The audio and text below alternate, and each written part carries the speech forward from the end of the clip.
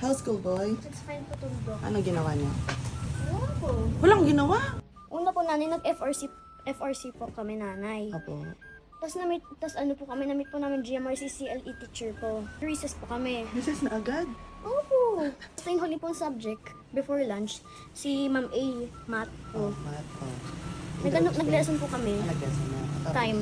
Pero po namin yung 12-hour time at saka yung 24-hour po time, yung military time po namin. Tapos nag-lunch na po kami. Ano lunch mo po? Lunch ko po ay chicken barbecue.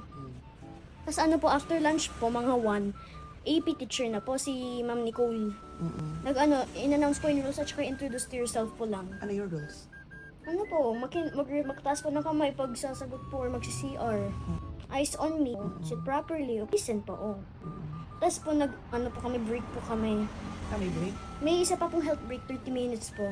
Tapos si Ma'am Neri Hele po. Tapos po sa English po si Ma'am Denise. Lang po, tapos umuwi na po ako. Nabigay mo na yung mga sa clubs. Opo. May bayad yun, di ba? Tigti 10 pesos po. Humingi ka kay tatay. Hindi ako po. Ikaw na. Magkano nagastos mo? 50 pesos po. 50 pesos ka.